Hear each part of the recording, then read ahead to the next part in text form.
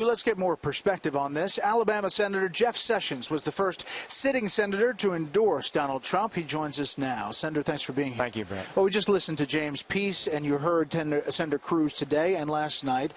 Your thoughts? Well, I hate that it came to this. I think Ted made a really big mistake. A lot is at stake for America. A lot is at stake for conservatives and for the constitutional order that we love in this country, and he needs to be for Donald Trump. We've got to get everybody there. But I would say this, Brett, one thing that Trump has said is true.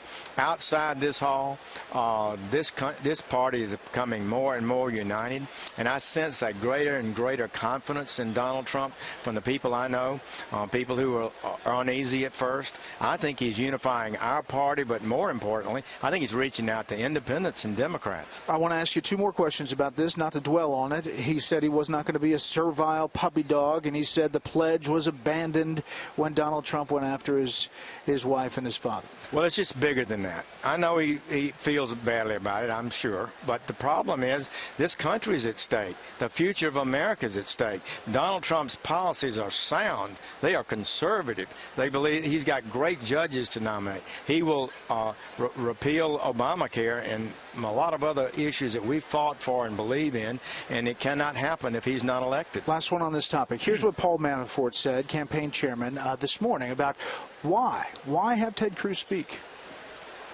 Why did you guys allow him to speak knowing he probably wasn't going to endorse Trump last night? Well, we didn't know he wasn't going to endorse Trump, but that wasn't the point. I said Mr. Trump made no conditions on it. The reason he spoke is because Mr. Trump believes Ted Cruz is one of the candidates who ran for president. He should be allowed an opportunity to help bring the party together again. And he assumed that Ted Cruz would bring the party together again in his speech, just like Walker did and Rubio did and Christie did. Cruz took a different path. Well, then you had the two tweets from Donald Trump, and we showed them earlier, saying it's no big deal. I saw the speech 2 hours before. Why let him speak if you knew he wasn't going to endorse and you saw the speech? Well, Brad, as I remember, he met with him some days ago, maybe actually about 2 weeks ago, and told him he wanted him to speak at the convention, put no conditions on that speech. It was up to Ted Cruz, and Ted Cruz made his own decision about what he would say, but Trump honored his commitment to let him speak, and so did the Republican Party. All right. Tonight is not about Ted Cruz. Tonight is about Donald Trump. What do you expect from this speech? What does he have to do in this speech tonight? Well, I think he's a special person. I think we're going to see that tonight. He seems to be, saw him at lunch making a speech. He was relaxed and confident and showing the kind of leadership that you expect out of a strong leader. I think that's what we're going to see tonight. I think it'll be kind of a message about unifying America. You know, when you talk too much about individual groups within America and group rights, it creates more division rather than unity. I think Donald Trump is going to be talking about Americans, all of us, whatever our backgrounds, ethnic, race, or religion is, and the unity that we need as a nation on broad principles that unite us. Is this going to be visionary? Is it going to lay out policy? Is it going to be, have you seen it? I haven't seen it. And I haven't given any advice on it, but I'm curious about it. I think he will communicate, as he always did, very effectively. I do believe he'll talk about some of those key issues that concern Americans that others have ignored, like lawless immigration. That needs to end. We need a policy that's lawful, that serves the interests of the American people.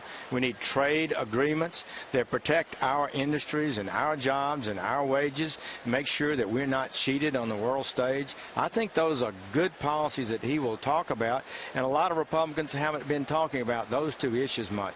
Do you think that he'll get a bounce, big or small, out of this convention, even if, for example, Hillary Clinton names a VP nominee to try to squelch some of that tomorrow? I think he will. I don't think there's any doubt about that. And these little blips you have through a convention, of course, some of the critical media highlighted minor things as if they were significant. The significance of this convention is he had a super majority of delegates.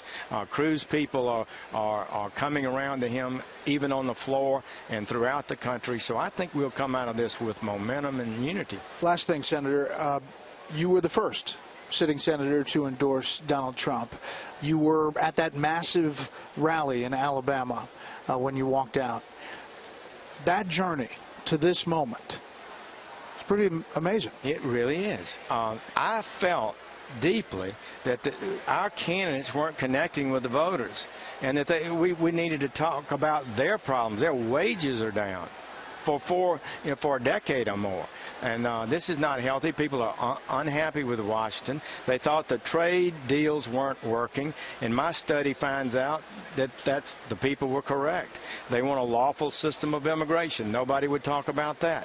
And Donald Trump did. He talked about the concerns of the American people. He's attracting independents and Democrats. He's got the kind of support that can lead him to victory in November, not another close loss.